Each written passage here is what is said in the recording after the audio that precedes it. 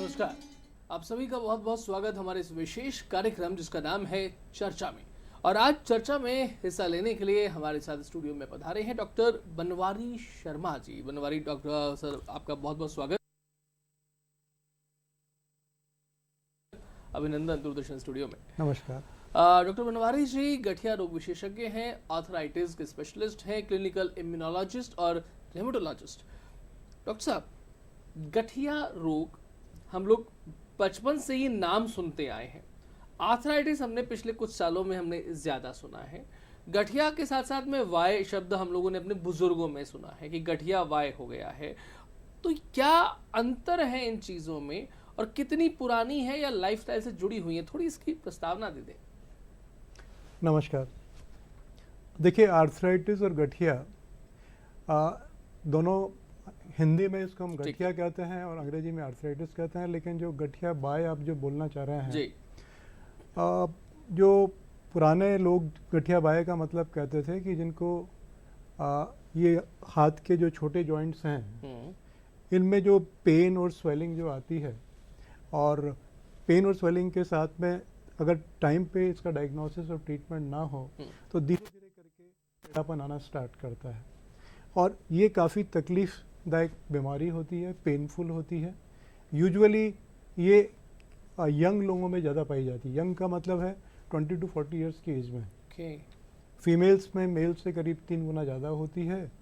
और जो प्रेगनेंसी के बाद कई बार हम देखते हैं कि प्रेगनेंसी के 6 वीक्स के बाद में ये जॉइंट्स में पेन और स्वेलिंग आना स्टार्ट करता है। कोई रीजन इसका?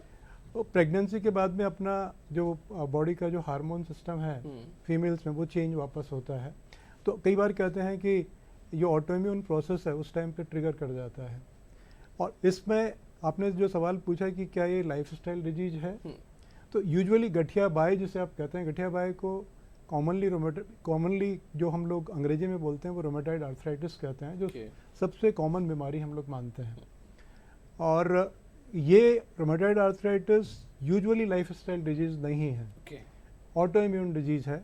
इवन जो हेल्दी फिट लोग होते हैं उनमें भी कई बार होती है।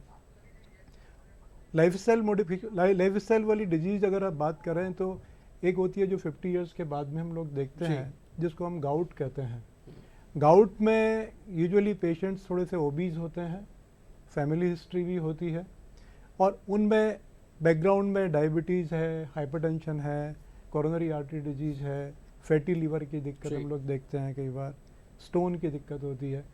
उनमें अचानक कई बार हम देखते हैं कि यूरिक एसिड बढ़ने की वजह से पैर के अंगूठे में कभी पेन हो गया, स्वेलिंग आ गई, रेडनेस हो गई, कभी एंकल में आ गई, कभी दूसरे जॉइंट्स में आ गई। तो वो बीमारी लाइफस्टाइल की है। बाकी सभी में हम लोग कहते हैं कि ये ऑटोइम्यून डिजीज जो होती हैं, लाइफस्टाइल मॉडिफिकेशन थोड़ा सा पार्ट इसमें भी हेल्प करता है, लेकिन primarily correct diagnosis, early diagnosis और करेक्ट ट्रीटमेंट अगर अपन स्टार्ट करें तो मेजॉरिटी पेशेंट्स की डिजीज अपन कंट्रोल कर सकते हैं। पर सेम पेशेंट अगर सपोज 2 ईयर्स या 3 ईयर्स के बाद में डिफॉर्मिटी के साथ में आता है, तो हम ये कहते हैं कि जो फर्स्ट 3 मंथ्स में ट्रीटमेंट स्टार्ट किया और दूसरा पेशेंट जिसमें कि 3 ईयर्स के बाद में स्टार्ट किया, तो रेस्पॉन्स रेट में बहुत फ़र्क पड़ जाता है। आपको नहीं लगता सर, कई बार लोग जो है ना वो अपने तरीके से इसको लेने की कोशिश करते हैं, बिकॉज हमारे यहाँ केवल खासतौर पे भारतीय समुदाय में एक आदत होती है कि सहन करने के लिए कि ये अपने आप ठीक हो जाएगा, ज़्यादा दिखाने की ज़रूरत नहीं है, कुछ अच्छा खा लो पी लो, किसी कारण से हो गया होगा। देखिए, ये जो आपने कहा ये नेचुरल डिनाइल रिएक्शन है। ये सारे ह्यूमंस में है, ये खाली हिंदुस्तान में नहीं है, वर्ल्ड ओवर ये होता है कि इनिशियली अगर मेरे को भी कोई दिक्कत होगा तो इनिशियली मैं उसको एक्सेप्ट नहीं करता। मैं भी ये सोचने की कोशिश करूँगा कि शायद मेरी कुछ खाने पीने में कुछ गड़बड़ हुआ होगा, कोई इन्फेक्शन पहले अगर हुआ 5-7 दिन पहले तो उसकी वजह से ट्रिगर हो गया होगा, कोई मेडिसिन ले रहा हूँ तो उसकी वजह से उसका साइड इफ़ेक्ट हो गया होगा। लेकिन जब ये कंटिन्यूसली परसिस्ट करना चालू करती है या पेन के साथ जब जॉइंट्स में स्वेलिंग आना चालू करती है, तो बुद्धिमानी इसी में होती है कि हम इमीडिएटली फिर स्पेशलिस्ट को दिखाएं और इन्वेस्टिगेट करें कि इसका कारण और तो कुछ नहीं है। और जो आपने बोला है कि इसका एक्सेप्टेंस, बेसिकली ये बड़ी जो लार्ज स्टडीज हैं उसमें कहते हैं कि 50% पेशेंट्स में इसका जो एक्सेप्टेंस है, एक्सेप्टेंस का टाइम है वो करीब 6 मंथ्स का लग जाता है। ओके 6 मंथ्स तक का लग जाता है, एक्सेप्ट नहीं हो नहीं पाता। कर पाते हैं। और वो अपने हिसाब से कि कुछ घर में जो घरेलू नुस्खे हैं दादी जी, माँ जी, के, जी। उसको लेके उससे ठीक होने की कोशिश करते हैं, एक्सेप्ट नहीं कर पाते। हाँ, जैसे कि गठिया वाय हमने बोला तो वायु रोग के वायु रोग के अनुसार, हिसाब से, है ना, agree। चीज करते हैं। आपने ये जब जॉइंट्स पेन की बात की तो अगर क्या ये जॉइंट पेन किसी एक पर्टिकुलर जॉइंट में, कि घुटने में हो रहा है या कंधे में हो रहा है या कोहनी में हो रहा है, या फिर ये ऐसा सिग्मा दिखाई देता है कि कई जॉइंट्स में एक साथ हो रहा है, जिससे कि लोगों को समझ में आए? देखिए ये बड़ा इंटरेस्टिंग सवाल आपने पूछा और बड़ा महत्वपूर्ण भी है, बिकॉज आर्थराइटिस कई प्रकार की, आर्थराइटिस को हम 200 से भी ज़्यादा टाइप की कहते हैं, 200 से ज़्यादा 200 से प्रकार। ज्यादा प्रकार है। जी, तो कई बार हम देखते हैं कि एक सिंगल जॉइंट की आर्थराइटिस भी होती है, सिंगल मतलब मोनो आर्थराइटिस। कई बार कहते हैं कि वो दो या तीन जॉइंट की आर्थराइटिस है, जिसको हम कहते हैं ओलिगो आर्थराइटिस, और कई बार हम देखते हैं कि मल्टीपल जॉइंट्स की है। अब वो आर्थराइटिस में हम लोग देखते हैं कि उसका ऑनसेट क्या था, एक्यूट था, क्रॉनिक था, धीरे धीरे करके हुई या तेजी से एक साथ हुई है। दूसरा देखते हैं कि उसका डिस्ट्रीब्यूशन क्या था, कौन से जॉइंट में इन्वॉल्वमेंट है। अब जो यंग पेशेंट्स में अगर ये छोटे जॉइंट्स में, मैं इसलिए बार बार कह रहा हूँ कि ये बहुत इंपॉर्टेंट है, जो रिस्ट जॉइंट है, नकल्स है, या जो ये PIP जॉइंट है, इनमें से किसी में भी अगर पेन और स्वेलिंग थोड़े दिन के लिए परसिस्ट करता है तो ये एक रेड फ्लैग साइन है। मतलब इसको हम कहते हैं कि इसको हमें सीरियसली लेना पड़ेगा। ये नॉर्मली हम ये कहेंगे कि इसका मतलब है कि उस पेशेंट को आर्थराइटिस की प्रोबेबिलिटी बहुत ज़्यादा है।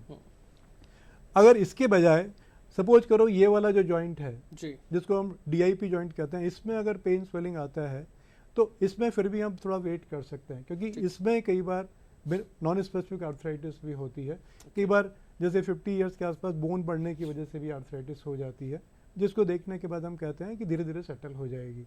कई बार क्रिस्टल्स की वजह से भी होती है, लेकिन इसमें और इसमें फ़र्क है। ठीक है। तो एक तो डिस्ट्रीब्यूशन कहाँ का है, दूसरा कई बार आपने बोला कि जैसे सिंगल जॉइंट है या मल्टीपल जॉइंट्स है, डिस्ट्रीब्यूशन कहाँ है।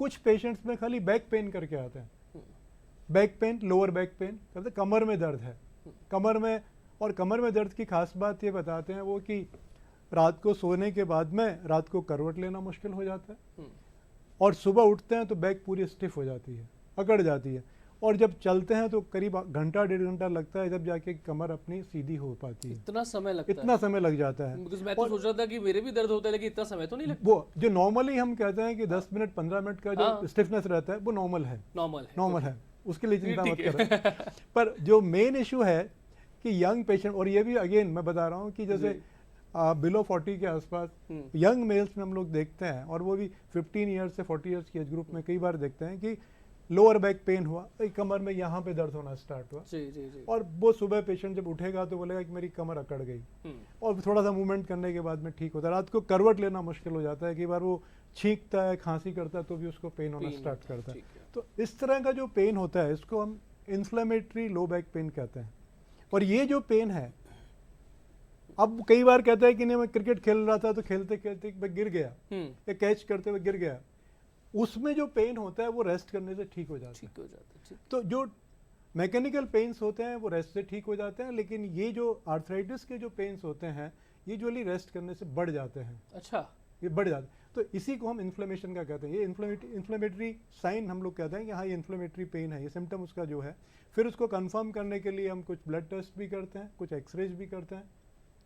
एक बार कंफर्म करने के बाद में जितना जल्दी हम ट्रीटमेंट स्टार्ट करते हैं, जितना जल्दी डायग्नोसिस करके, उतना ज़्यादा चांसेस होता है कि पेशेंट का बीमारी कंट्रोल में आ जाए। अब इसमें मैं आपको यही बता रहा हूँ कि जैसे एक पेशेंट है जिसका डायग्नोसिस अपन ने 6 वीक्स में कर लिया, ठीक है, और दूसरा पेशेंट है उसका डायग्नोसिस में 6 मंथ्स का या 6 ईयर्स का टाइम लगा, तो दोनों का रेस्पॉन्स रेट डिफरेंट होगा। क्योंकि एक बार बीमारी सेट होने के बाद में कई बार उसको पूरा कंट्रोल करना मुश्किल होता है। बट लास्ट 20 ईयर्स में जो डेवलपमेंट हुआ है, 2000 के बाद में जो डेवलपमेंट हुआ है जी, तो जो लेटेस्ट रिसर्च है वो कहती है कि इन पेशेंट्स में 40% पेशेंट्स का मॉर्बिडिटी और मोर्टिलिटी पहले से बेटर है, पहले से बेटर है। मतलब 20 साल पहले और अभी में इतना डिफरेंस है। फ़र्क ये है अभी भी कि एक कॉमन सवाल है, पेशेंट पूछते हैं कई बार कि साहब आर्थराइटिस का मेरा बीमारी है, रोमेटॉइड है, गठिया बाय है, तो क्या ये ठीक हो जाएगा? ठीक, तो हम ये कहते हैं कि जैसे अपन बीपी के लिए दवा लेते हैं, शुगर के लिए भी दवा लेते हैं, कंटिन्यू लेते हैं, थायराइड के लिए भी लेते हैं। बिल्कुल। इन्फेक्शंस के अलावा जितने भी इन्फेक्शन है, उसके अलावा जितनी भी बीमारियां हैं, उनमें उनको कंट्रोल करने के लिए मेडिसिन लेना पड़ता है अपने को, और वो भी अपने को लॉन्ग टर्म के लिए लेना पड़ता है। एग्जैक्टली। वैसे ही इसमें भी हम कहते हैं कि मेजोरिटी में मेडिसिन अपने को लेना पड़ेगा। और फिर वो एक दूसरा सवाल ये भी आता है कि क्या ये दवा बंद हो सकती है क्या? तो अगर हम 20 इयर्स का डाटा देखें या लास्ट 50 इयर्स का डाटा देखें तो 20% पेशेंट्स में, 15 to 20% में दवा बंद भी होती है। अच्छा। पर वो उन्हीं में बंद हो पाती है जिनका बीमारी थोड़ा सा माइल्ड वाला हो, डायग्नोसिस टाइम पे हो गया हो, कोई डिफॉर्मिटी ना हुई हो, मतलब बीमारी अपन ने शुरुआत में पकड़ ली और शुरुआत में ट्रीटमेंट उसका स्टार्ट किया और उसको रेस्पॉन्स आ गया। हर पेशेंट का रेस्पॉन्स एक जैसा नहीं होता, क्योंकि रेस्पॉन्स बहुत सारी चीज़ों पर डिपेंड करता है। एग्जैक्टली नहीं, बहुत इंटरेस्टिंग बात आपने बोली है कि सबका ये जो चीज़ें जितनी हो रही हैं, बिकॉज हम लोग जब देखते हैं कई बार कि किसी ना किसी का रीज़न होना चाहिए, कोई ना कोई, कि सेटिंग पोस्चर के कारण से हो रहा है या फिर उसके खान पान सही नहीं है, लाइफस्टाइल सही नहीं। अक्सर आदमी ये इस चीज़ की बात करता है, इसका मतलब हमें समझना पड़ेगा कि इसका थायराइड से, बीपी से, डायबिटीज़ से, लाइफस्टाइल चीज़ों से, आपके खान पान से शायद कनेक्शन नहीं है। ये जो ऑटोइम्यून डिजीज़ का जो आपने सवाल पूछा, जो सबसे कॉमन सवाल पेशेंट पूछते हैं कि सर मेरी तो एज 25 इयर्स की है, मैं तो लुकिंग वेरी फिट, नहीं, मैं तो बेसिकली 5 किलोमीटर का रनिंग भी करता हूँ डेली, और मैं बाहर का भी नहीं खाता, मैं तो प्योर वेजिटेरियन हूँ, दोनों दिन में 5 फ्रूट भी खाता हूँ मैं डेली के और उसके बाद, और मेरी फैमिली में भी किसी को आर्थराइटिस नहीं है, मेरे पेरेंट्स में किसी को नहीं है, मेरे दादा वगैरह में भी किसी को भी आर्थराइटिस नहीं थी, तो मेरे को ही आर्थराइटिस ऐसे कैसे हो गई, क्या कारण था? एग्जैक्टली। तो मैं यही बताना चाह रहा हूँ कि ये जो ऑटोइम्यून डिजीजेस होती हैं, इसमें यूजुअली लाइफस्टाइल का बहुत बड़ा रोल नहीं होता। हमारा जो इम्यून सिस्टम, जो डिफेंस मैकेनिज्म है, यूजुअली हमारी प्रोटेक्शन के लिए होता है, पर इन बीमारियों में कई बार ये अपने अगेंस्ट में काम करना चालू करता है। हमारा इम्यून सिस्टम हमारे ही अगेंस्ट काम कर रहा है, इसीलिए इसको ऑटो इम्यून कहते हैं हम। ऑटो इम्यून का मतलब ये है कि सेल्फ डिस्ट्रक्टिव एक तरह से। अब इसमें जो कई सारी थ्योरीज लोगों ने रखी हैं, पर उसमें जो सबसे इम्पोर्टेंट जो थ्योरी हम बताते हैं कि होता क्या है कि यूजुअली ऑटो इम्यून डिजीज में कुछ जेनेटिक बैकग्राउंड होता है किसी पेशेंट में। अब जेनेटिक बैकग्राउंड का मतलब ये नहीं है कि वो फैमिली हिस्ट्री किसी में होगा, क्योंकि वो जीन्स तो म्यूटेट करते ही रहते हैं। जेनेटिक बैकग्राउंड का मतलब है कि उनका जो जेनेटिक मैपिंग अगर करेंगे तो मालूम पड़ेगा कि हाँ, वो आर्थराइटिस के लिए जो प्रोन जीन होता है वो उनमें है। अब वो जेनेटिकली प्रीडिस्पोज जो पर्सन्स होते हैं, उनमें कई बार कई बार कोई वायरल इन्फेक्शन हुआ। अब उस इन्फेक्शन को क्लियर करने के लिए इन्फेक्शन के अगेंस्ट में, एंटीजन के अगेंस्ट में एंटीबॉडी बनना स्टार्ट करता है। अब वो इन्फेक्शन कई बार क्या होता है कि अपने जो बॉडी के जो कई सारे पार्ट्स होते हैं उनसे मिमिक करना चालू करता है, तो एंटीबॉडी जो बनेगी वो अपनी बॉडी के अगेंस्ट में बनना चालू हो जाती है। अच्छा, क्योंकि वो उसको पूरा आइडेंटिफाई नहीं कर पाया। अब वो जो एंटीबॉडी बनेगी वो अपनी बॉडी में एक मेमोरी सेल्स होती हैं जी। मेमोरी सेल्स एक बार एंटीबॉडी बनने के बाद में रिकॉग्नाइज कर देती है कि इस एंटीजन के अगेंस्ट में एंटीबॉडी बनी है। ठीक है। तो हम जब ट्रीटमेंट स्टार्ट करके एंटीबॉडीज़ को कम कर देते हैं या जो आपका डिजीज़ को कंट्रोल भी कर दिया, रेमिशन में भी पेशेंट चला गया, तो रिलैप्स होने का चांस इसलिए रहता है कि वो मेमोरी सेल्स वापस कभी भी रीएक्टिवेट हो जाती हैं। कभी भी रीएक्टिवेट होने के बाद में फिर दोबारा वो आर्थराइटिस का अटैक आने के चांसेस रहते हैं।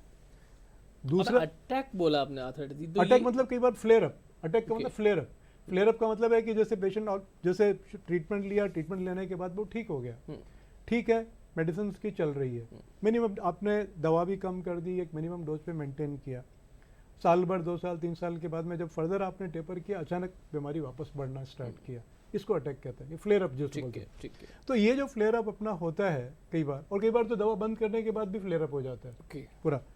तो ये जो फ्लेयर अप होता है वो इन मेमोरी सेल्स की वजह से होता है कि ये वापस उसको रीएक्टिवेट कर देती हैं।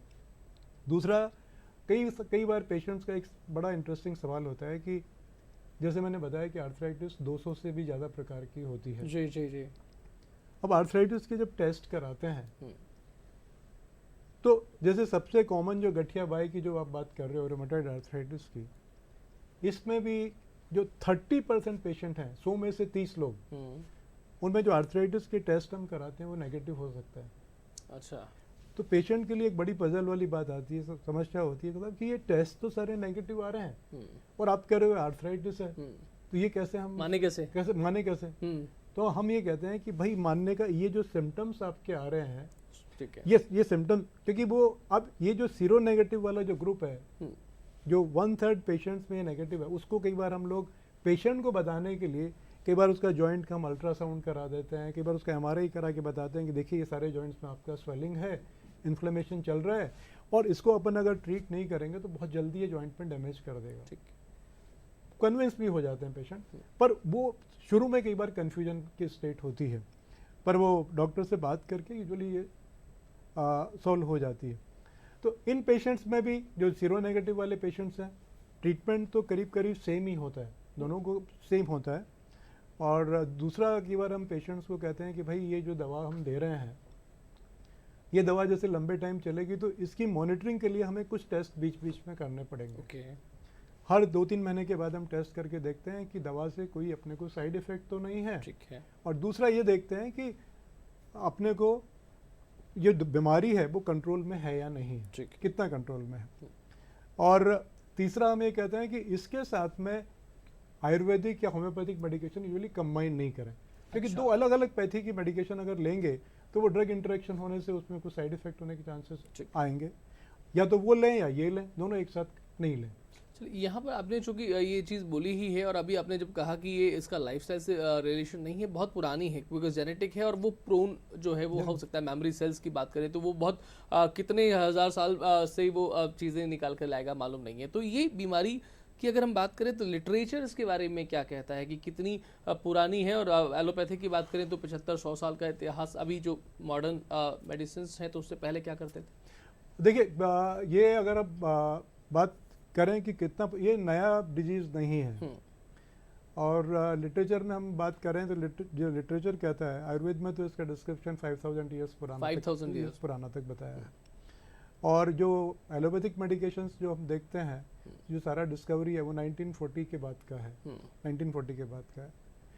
और मैक्सिमम ड्रग्स की डिस्कवरी हम देखते हैं वो 1975 के बाद की है, मतलब लास्ट 50 ईयर्स का, 50 ईयर्स का है।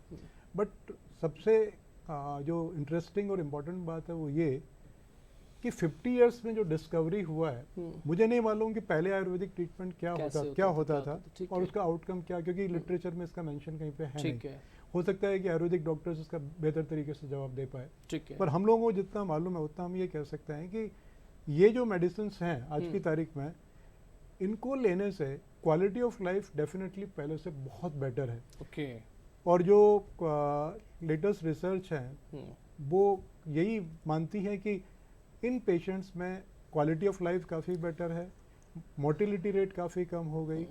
और पेशेंट को ये कहते हैं कि पहले ये कहते थे कि ये अगर एक बार किसी पेशेंट को गठिया बाई हो गया तो 50% पेशेंट, अगर जैसे कोई काम कर रहा है तो 10 ईयर्स में उसको जॉब छोड़ना पड़ जाता था, वो काम नहीं कर सकता था, घर बैठना पड़ेगा। मतलब कोई भी काम नहीं कर सकता, मतलब वो डे टू डे एक्टिविटी कर सकता है लेकिन वो वर्क नहीं कर पाएगा। ये बात थी 80s के बाद। पर आज की तारीख में कहते हैं कि इनमें से भी 80% पेशेंट लोग अभी भी काम कर लेते हैं। अच्छा, तो ये तो बहुत बड़ा अचीवमेंट है, बहुत बड़ा अचीवमेंट। 80% उनको दिक्कत नहीं। और आपको बताऊं, बहुत सारे पेशेंट ऐसे होते हैं जिनका अर्ली डायग्नोसिस हो जाता है और अर्ली ट्रीटमेंट होता है, उनको देख के इवन 10 ईयर्स 15 ईयर्स के बाद में कोई ये नहीं कर सकता उनको आर्थराइटिस हुई। अच्छा तो वरदान हो गया उनके लिए। हाँ, ये वरदान है। तो ये मॉडर्न साइंस का बेसिकली आज की तारीख में हम कहते हैं कि अगर अर्ली डायग्नोसिस करके करेक्ट ट्रीटमेंट किया जाए तो majority of the patient they can have very good life, very fantastic. ये कि यहाँ पर आपने जब एक बार इम्यून सिस्टम के बारे में बोला था तो मुझे लगता है कि दर्शकों को थोड़ा और जानना चाहिए, बिकॉज हम तो यही सोचते हैं कि हमारा शरीर हमारा दोस्त है, वो हमारे लिए ही तरीके से काम करेगा, लेकिन हमारे अगेंस्ट काम कर रहा है तो वो तो दुश्मन हो गया, तो लड़ाई लड़नी पड़ेगी। हाँ, वो बेसिकली ये तभी तो सबसे जो डिफ़िकल्ट चीज़ होती है, जैसे अपन एक तो ग्रुप होता है इन्फेक्शन वाली डिजीज़ का, दूसरा ग्रुप होता है ऑटो इम्यून डिजीज़ वाला, जिसकी बात कर रहे हैं। तीसरा ग्रुप होता है मेलिग्नेंसी वाले ग्रुप का। ओके। ठीक है, अब ये जो मेलिग्नेंसी वाला ग्रुप है या जो ऑटोइम्यून डिजीज वाला ग्रुप है, इन सभी में अपना इम्यून सिस्टम काम करता है। एग्जैक्टली, ठीक है। पर जो ऑटोइम्यून डिजीज के लिए सबसे बड़ी जो दिक्कत वाली बात है कि किस चीज़ से अपना इम्यून सिस्टम अपने अगेंस्ट में काम करना स्टार्ट करता है, और फिर उसके बाद में क्यों परसिस्टेंटली, मतलब एक बार ट्रिगर करके जैसे इनिशिएट हो गया प्रोसेस, फिर उसके बाद में वो जो कैस्केड जो बना वो अपना कंटिन्यूसली चलता रहता है। Right right right. अदरवाइज अपन जैसे किसी को 6 मंथ या 1 ईयर की ट्रीटमेंट के बाद, जैसे टीबी की दवा देने के बाद कहते हैं कि अब आपका खत्म हो गया, जी जी, अब आपको दवा की जरूरत नहीं है, पर इसमें हम अभी भी नहीं कह पाते। कोई वैक्सीन अभी तक ऐसा हमने डिस्कवर नहीं किया जिसको लेके बोले कि आप ये वैक्सीन लगा लो, इसके बाद आपका बीमारी खत्म हो जाएगा। तो आर्थराइटिस मुक्त अभियान तरीके से हम लोग अभी नहीं अभी कर सकते अभी तक हम लोग। ऐसा नहीं। पर अभी जो लेटेस्ट रिसर्च जो अभी चल रही है उसमें लोग इसी पॉइंट पे बात कर रहे हैं कि कैसे करके मिनिमम ड्रग्स के साथ में मैक्सिमम बेनिफिट भी हो और पेशेंट आर्थराइटिस फ्री हो जाए, और उम्मीद करते हैं कि नेक्स्ट 10 ईयर्स में शायद ऐसा पॉसिबल हो। ये बड़ी बात है कि अगर अगले 10 वर्षों में इस तरीके की चीज़ हो जाती है तो हम लोग एक Possible. बेटर लाइफ, एक हेल्दियर लाइफ जीने का अनुभव करेंगे। अगर हम रेशो में बात करें डॉक्टर साहब, तो कितने लोगों में ये बीमारी मिलती है, अगर 100 में से बात करें या 1000 में से बात करें? देखिए और आपने मेल फीमेल्स में बड़ा एक पॉइंट बताया था, तो क्या उसमें रीजन क्या हो जाता है? केवल प्रेगनेंसी इज द रीजन और समथिंग एल्स? बिकॉज़ 3 गुना बताया वो आपने। भैया वो जो गठिया बाय जो रोमेटॉइड आर्थराइटिस की बात अच्छा, कर उसमें रहे है। हो उसकी बात बता रहा था कि उसमें वो 3:1 का रेशो उसमें है, और उसका जो प्रेवलेंस है जनरल पॉपुलेशन में वो 1% है। मतलब 100 में से 1 को आर्थराइटिस रोमेटॉइड वाली होती है, और उसमें से 3 टाइम्स से फीमेल्स में ज़्यादा कॉमन होती है, मेल्स में ठीक थोड़ा कम होता है। अब इसका अपोजिट एक बीमारी होती है एनकाइलोजिंग स्पॉन्डिलाइटिस, ओके। ये मेल्स में होती है। अच्छा। पहले ये मानते थे कि ये मेल्स में 9 टाइम्स ज़्यादा कॉमन होती है, फीमेल्स में 9:1 का रेशो होता था। पर लास्ट 20 ईयर्स में जब से ये एमआरआई का जो हमने डिस्कवरी हुआ है, 1974 में एक HLA-B27 करके जीन का डिस्कवरी हुआ, और 1998 से एमआरआई का जो इन्वेंट हुआ उसके बाद से मालूम पड़ा कि नहीं, ये जो एनकाइलोजिंग स्पॉन्डिलाइटिस की जो बीमारी है जिसको पहले हम कहते थे खाली मेल्स में होती है, अब ये उतनी ही कॉमन फीमेल्स में भी है। सेम। तो इसका मतलब आप समझें कि 20 साल पहले हम कितना फीमेल्स में मिस करते थे इसको। Exactly exactly. जो 9:1 का रेशो था अब वो 1:1 का करीब करीब आ गया है, जो मतलब बराबर ही था बराबर पहले भी। करीब करीब बराबर आ गया, डायग्नोज नहीं हुआ था। डायग्नोस नहीं हो पा रहा था। तो ये और बाकी जो बीमारी अब ये एज के अकॉर्डिंगली भी होती है, जैसे कि बच्चों में भी आर्थराइटिस होती है, मिडिल एज में भी होती है, यंग में होती है, मिडिल एज में भी होती है, और एल्डरली में भी होती है, 50 के बाद में भी होती है। मतलब ऐसा नहीं है कि अगर मैं यंग हूँ तो मुझे आर्थराइटिस नहीं होगी। पहले ये मानते थे कि वो घुटने का जो पेन है वही आर्थराइटिस है जो 50 साल की एज के बाद में कॉमन सुनते थे, कॉमन सुनते थे। ये उससे, या जैसे सर्वाइकल का पेन हो गया, या लंबर का स्पॉन्डिलाइटिस का पेन हो गया, या साइटिका वाला पेन हो गया, ये वो वाला रही है। ठीक है, मतलब ये चीज़ माननी चाहिए। जिस तरह से हम लोग गणित में कहते हैं कि x बराबर मान लो, तो अगर आपको इस तरीके की कोई सिंबल्स जो है वो दिखाई दे रहे हैं तो आप इसे मान लीजिए, क्योंकि ये जो है इसका रिलेशन कोई आपकी लाइफस्टाइल से, आपके खान पान से, आपकी दिनचर्या से, आपके परिवार से, या आप खुद इसमें कोई कारण बन गए हो, बस अब आपके साथ में हो गया and you are the victim. अब इसमें लेकिन सबसे अच्छा है कि जब भी कभी थोड़ा सस्पिशन हो तो जो स्पेशलिस्ट है, इवन आज की तारीख में फिजिशियंस भी बहुत एक्सपर्ट हैं इस चीज़ को डायग्नोस करने में, और फिजिशियंस यूजुअली रोमेटोलॉजिस्ट को रेफर भी कर देते हैं, नहीं तो नियर बाई रोमेटोलॉजिस्ट के पास जाके एक ओपिनियन लेने में कोई नुकसान नहीं होता, क्योंकि पर कई बार उसके मिमिक्स भी होते हैं, जैसे कि चिकनगुनिया के बाद में या डेंगू के बाद में वो पेन जो होता है, जी जी जी जी, वो पेन कई बार काफी लंबे टाइम चलता रहता है, उसमें पेन होता है, स्वेलिंग नहीं होती, तो वो पेशेंट को लगता है मुझे आर्थराइटिस हो गया, और हम कहते हैं कि नहीं भाई ये आपका ये वायरल आर्थराइटिस वाला जो है जो थोड़े टाइम में ठीक हो जाएगा। पर वो कंसल्ट करना हमेशा बेटर होता है। और आपने जो बताया था कि अब लैब रिपोर्ट्स जो है केवल उस पर नहीं, विशेषज्ञता पर भी आप थोड़ा सा वहां पर दृष्टि रखिए और उन पर विश्वास करिए। सर, लास्ट आपका मैसेज हमारे दर्शकों के लिए? यही मैसेज है कि देखिए समाज में जो एक चीज़ मानते हैं आर्थराइटिस के लिए कि एक तो इनक्योरेबल डिजीज है, एक बार हो गया तो लाइफ लॉन्ग ये ठीक नहीं होगा, और इसके पेशेंट्स को यूजुअली लोग डिस्करेज करते थे पहले कि भाई अब तो इसमें एलोपैथी में तो इलाज है नहीं, आप आयुर्वेदिक ट्रीटमेंट ले लो या होम्योपैथिक ले लो। तो उनके लिए मैं ये मैसेज देना चाहूँगा कि पहली चीज़ तो अगर ऐसा कुछ है तो इसका जितना जल्दी अपन डायग्नोसिस कराते हैं, जितना जल्दी डॉक्टर को कंसल्ट करते हैं, स्पेशलिस्ट को करते हैं, उतने चांसेस हैं कि अपना बीमारी ठीक हो जाए। और दूसरा ये कि मैंने तो खाली आपको ये बताया कि इवन 20 इयर्स का जो एडवांसमेंट है, बिल्कुल 20 इयर्स में जो मॉर्बिडिटी और मोर्टिलिटी है इन पेशेंट्स में वो 40% बेटर हुई है। मतलब जो 1980 से 2000 के बीच में जो पेशेंट्स का ट्रीटमेंट था और 2000 से अभी का जो है उसमें 40% का बेटरमेंट अपना हो गया, 40% इंप्रूवमेंट है मॉर्बिडिटी। तो बहुत कुछ हो सकता है, आपने 10 साल आपने बोला ही है तो। और बहुत सारे पेशेंट्स मैं आपको बता सकता हूँ जो कि जिनको देख के 10 इयर्स के बाद में भी कोई ये नहीं कह सकता कि ये इनको आर्थराइटिस है। ये बड़ा एडवांसमेंट है। Exactly so nice of you sir, जो आपने चीज़ें हमें बताई हैं और हमारे दर्शकों को, बिकॉज उन्हें अब थोड़ा सा इस स्ट्रेस से मुक्ति भी मिलेगी। और अपनेपन में कई बार एक गिल्ट का अनुभव होता है कि मैंने मेरे साथ में कुछ गलत कर लिया, मेरा सेटिंग पोस्चर खराब था, तो ये आप उसके कारण नहीं है, बस ये आपके पास साथ में हो गया, इसके अलावा कुछ और नहीं कहा जा सकता। लेकिन ये सही हो सकता है, मॉडर्न मेडिसिन के पास में इसका इलाज है, जो आज हमें डॉक्टर बनवारी शर्मा जी ने बताया भी है। सो बहुत धन्यवाद आपका, आप पधारी दूरदर्शन स्टूडियो में और ये सभी जानकारियां हमारे दर्शकों के साथ में साझा की। सभी दर्शकों को बहुत धन्यवाद। नमस्कार।